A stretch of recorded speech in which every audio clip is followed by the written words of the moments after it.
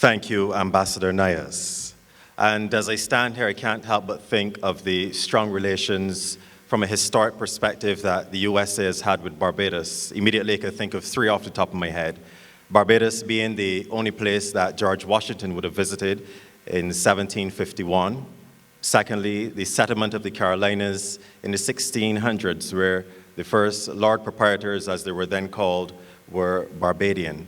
And also, thirdly, where the Declaration of Independence for the USA, where an article from within was taken from the Treaty of Ostend in 1651, exactly 100 years prior to George Washington's visit. Having said that, we're still here with strong relations and strong ties in 2024. Ladies and gentlemen, I now make way for a few remarks from our Prime Minister of Barbados, the Honorable Mia Amor Mottley. Good morning, Master of Ceremonies. Good morning, distinguished delegates, all members of, not delegates, members of the armed forces. But in particular, I'd like to single out our guests, Vice Admiral Halsey, the commanders of all of the visiting forces, and in particular this morning, the members of the Barbados Defense Force,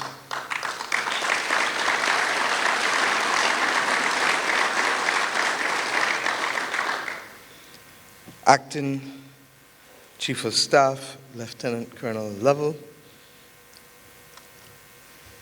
Ambassador, you appropriately delivered a token of your recognition to those who had the responsibility of organizing this very successful event. But I would like to add my own words of congratulations, in particular to Commander Peterson, our very own, and to Colonel Carrolls, who I've not had the opportunity to engage with, but from all reports, the combined efforts of the two of you have resulted in what has been described as this most successful of all trade winds.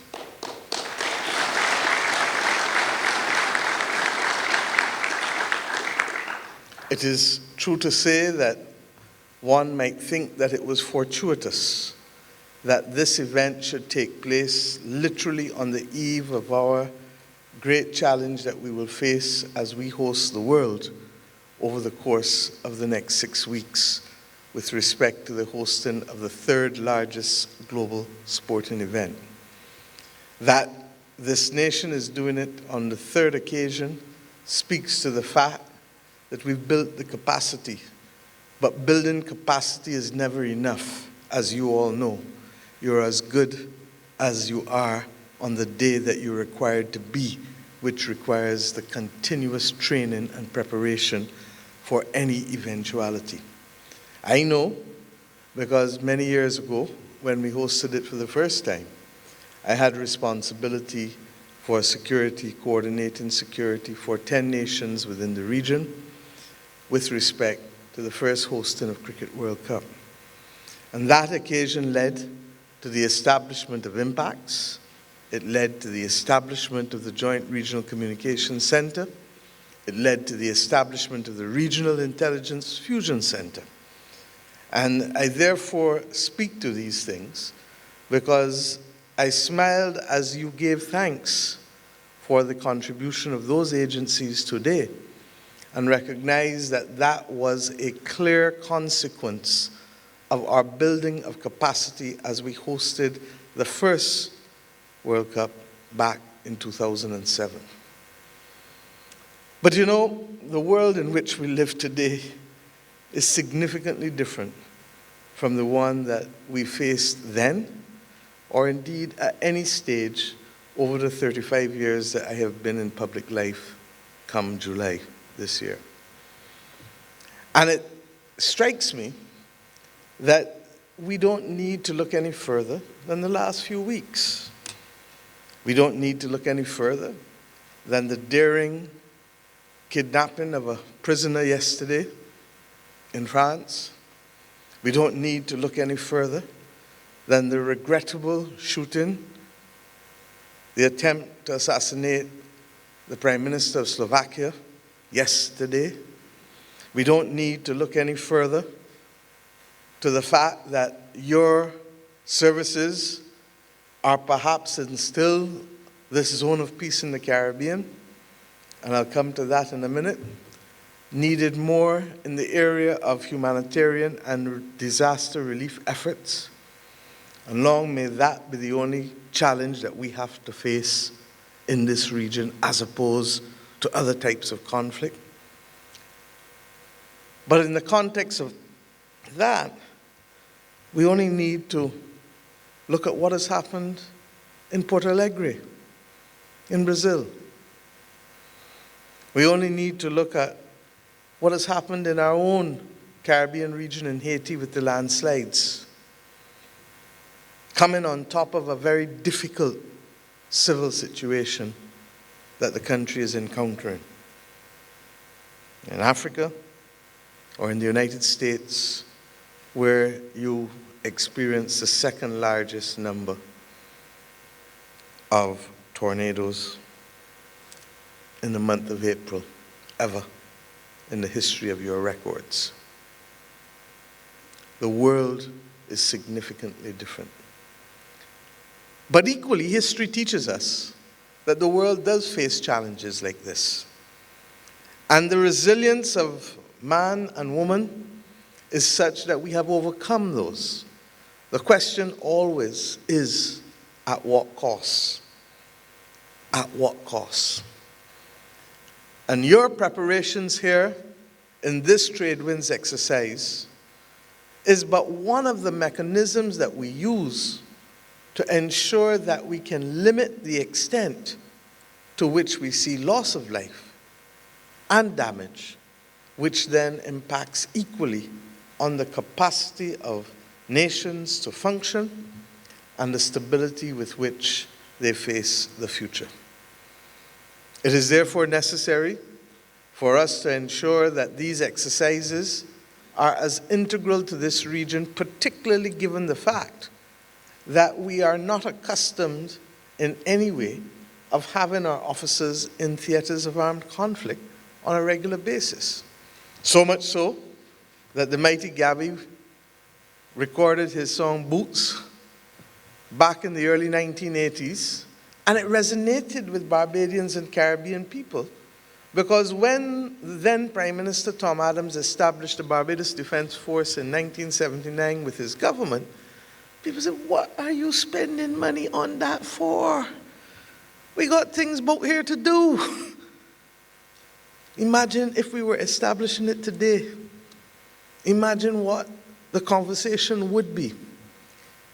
And I remind us of these things because it is important for us to remain focused on the key aspects of national development.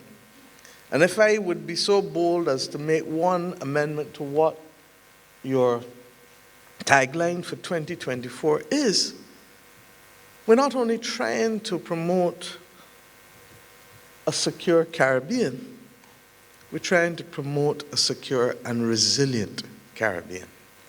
And that word resilient has been part of our DNA for centuries. Because without it, people like me wouldn't be standing here. And many of you won't be in this room. And with all due respect, Vice Admiral, neither you. The reality is that we have always been resilient. But what we are trying to do now is to ensure that that resilience is for broader things that we may not necessarily have been accustomed to. The notion of the level of natural disasters that we are seeing here was not part of our normal upbringing. Indeed, we can truly attest that we are living in the season of superlatives, the hottest, the coldest, the worst. But whatever the challenges, be it public health, be it disaster, be it armed conflict, be it instability at the domestic level in terms of crime. And I say so, conscious that regrettably, this region in which we live while we have managed to stay out of armed conflict at the national level, is beginning to see some scars emerge from the extraordinarily high level of homicide per capita in the Caribbean. A gun is a tool that kills. It doesn't walk, and even with AI, it doesn't yet talk. And it therefore comes back down to the basic integrity of the individuals in a society to determine how to treat with respect the weapons. I want to commend this Tradewinds exercise because I saw on the weekend you open up to the people of this nation. And I saw families come and bring their children. We will not be able to obliterate guns from the earth because, regrettably, it is here. But like with everything else we do with our children, and I look at you, Reverend Hugh, with everything else that we do, it is to teach them to respect tools of power. We will not be able to remove this from our children. But the question is, how do they engage with it? And what is the respect that they attach to it? I actually believe that the presence of this exercise has elevated the extent to which ordinary people can understand that these tools can be tools for good or tools for bad. The confluence of you acting not only with the physical equipment and instruments of war and rescue, but also the pervasive technology that now envelops every aspect of our lives, is indicative that that too is also a tool that can be used for good or for bad. And therefore the question is, how do we ensure that the majority of people in our countries use it for good, such that our efforts can always be gazed outwards and not necessarily inwards?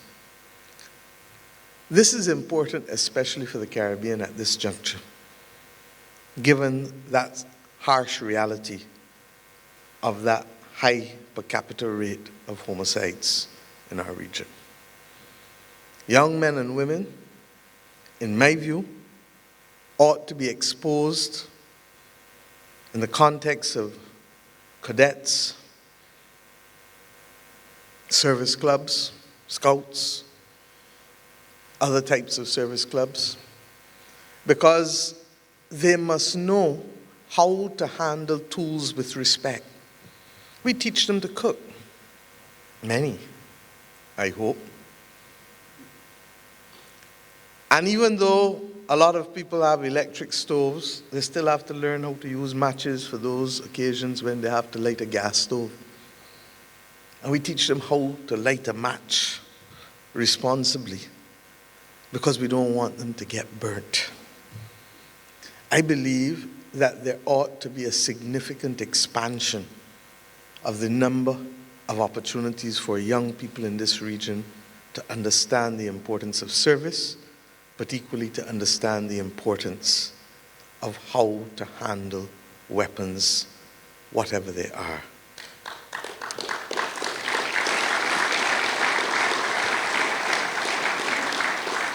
And to this end, the Barbados Defense Force has been supported in continuing to expand its cadet program and its Sea Cadet program.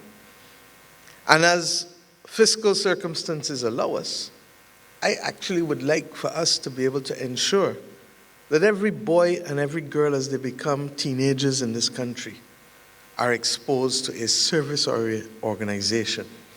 Because a time will come when it will not only be the men and women in uniform who will be required to be called into service, but it will actually be the people of the nation who must stand up to the call, more likely than not, especially in circumstances of small island states whose capacity to survive can be obliterated within a few hours in the context of a hurricane. For those who feel that I may be exercising a little hyperbole, let us go back to Dominica. And it is an act of pride for me that as we prepared for Cricket World Cup in 2007, we understood not only our limitations, but we were prepared to be committed to bring about the partnership that is at the core of exactly what you're doing in the Tradewinds. In this very same building on the other end is where we agreed to develop the treaty that now allows any of our nations to call upon any of each other outside of the RSS, with which we are already familiar in Barbados, but from Jamaica and the Bahamas right back down to Guyana in the south and across to the east. And that treaty said, should there be man-made or natural-made disasters, we should be able to call on each other. This exercise of the last 2 weeks is the evidence of what calling on each other looks like, what it feels like. And your ability to be able to come together and show and prepare for circumstances that we pray will never happen, but nevertheless must be ready for the possibility of its occurrence. But your ability to do that gives us as leaders the confidence that we are in a position to protect as many lives as possible. My earlier comments as it relates to our young people tries to tie what you are doing at the very highest level with instilling in our young people that sense of responsibility and that sense of commitment to ensuring that if ever there was a need, they would be there, but more importantly, that in understanding how to respect the tools of trade of the military, which regrettably find themselves in the wrong places, that they will be in a position to know that it is not something to be trifled with lightly. Young people are exposed to all of the risk of life. And if we don't treat them, teach them and treat them in a way that allows them to treat to them with the respect that it requires, I fear that we will not be facing external threats, but the domestic instability that it will lead to will give us greater pause than any regional conflict. I want to comment on one matter at a different level. A year ago, had this exercise been held, there would have been no risk or concern about Guyana and Venezuela. A year ago, had this exercise been held, there would have been no immediate apparent risk and concern about our other member state, Haiti. It just shows you what can happen in the blink of an eye. We stand on the precipice of great and grave danger if it is not handled appropriately. I do not think that I need to repeat the commitment of CARICOM's leaders to the Caribbean remaining a zone of peace. That is our absolute and utter commitment. But remaining a zone of peace requires much more than just saying it. It requires our actions to reflect it. It requires being responsible with our words, such that circumstances do not get out of hand and go beyond our control. It requires equally a recognition that people will understand that this will not result in good for anyone.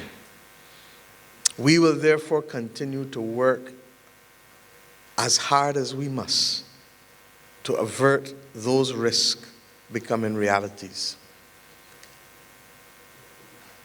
In February and March this year, the heads of government of the Caribbean community met literally 4 or 5 times a week for almost a month to ensure that our efforts were very clear at being able to root what is needed in Haiti to ensure the transition back to normal governance for the benefit of the people of Haiti who continue to be exposed simply to too much instability.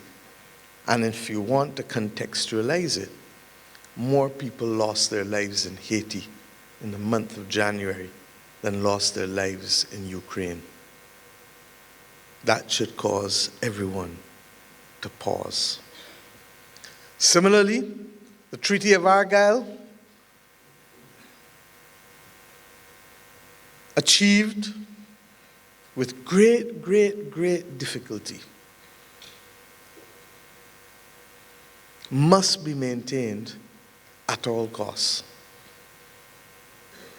The temptation of domestic ratcheting up, for want of a better phrase, in the hope of electoral victories ought not to destabilize a region that values it being a zone of peace. I say no more at this stage, but simply say that with a world that is torn in Africa with conflict, torn in Europe with conflict, torn in the Middle East with conflict, we in the Americas have a solemn obligation to work beyond the call of duty to ensure that we remain a zone of peace.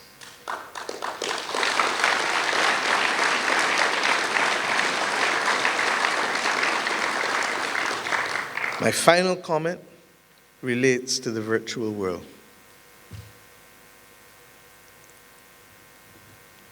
The potential to destroy societies and to destabilize societies is becoming greater and greater as a result of the tools of technology that are available to us. Like guns, as I said, it requires education and responsibility. This government has before the Parliament a cybercrime bill that is not intended to make people villains or criminals because we want to see a repeat of Batman and Superman and all of these movies that portray villains and heroes. The reality is that these tools are powerful and will get more and more powerful. And the reality is, as we are learning from the United States of America right back down to Haiti, democracy is fragile. And democracy is not a statue that will remain forever. It requires nurturing, it requires support, it requires daily attendance. And to that extent, therefore, we must recognize the threats when we see them. If every person in our society were to use the tools available to them that the technology gives in the defense of their individual rights and beliefs at the same time, it would be the definition of anarchy. And we all learn that our first responsibility to a state is what? Or to a society is what? To avoid anarchy. It is to that extent that to whom much is given, much is expected. And that is why we have the balance in our democracies that allow us to be able to recognize the rights of people, but always constrained by the responsibilities to each other to allow for the quiet peace enjoyment and the pursuit of life in a natural way. This technology can be a threat if we do not handle it properly. In our case, as a small island developing state with a defense force, we have come to understand that the defense force for us is critical to the stability of our democracy. We could not have gotten through COVID-19 without the Barbados Defense Force.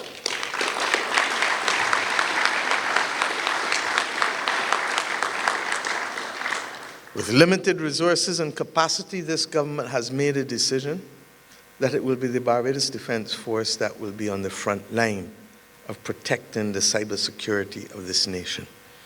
And I want to thank the United States government for working with us, in particular on this particular matter with the Barbados Defense Force, because as is to be expected, our capacity will be limited initially until there is exposure and until there is building of that capacity. I am satisfied, and I know that my minister has confirmed it, that work is now underway, and we are making good progress in that respect.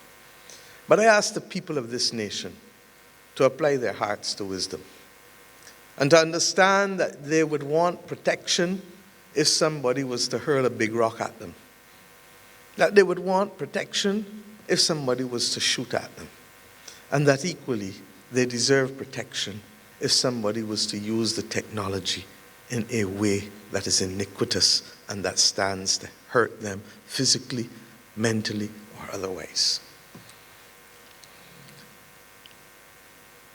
I have been solemn in my speech thus far, but I do not and cannot leave the stage with solemnity. I want all of the persons who participated in Tradewinds, and I'm told that I have one or two ministers who did as well, to please stand. All. If there are any of the diplomatic community who did, Roger, thank you.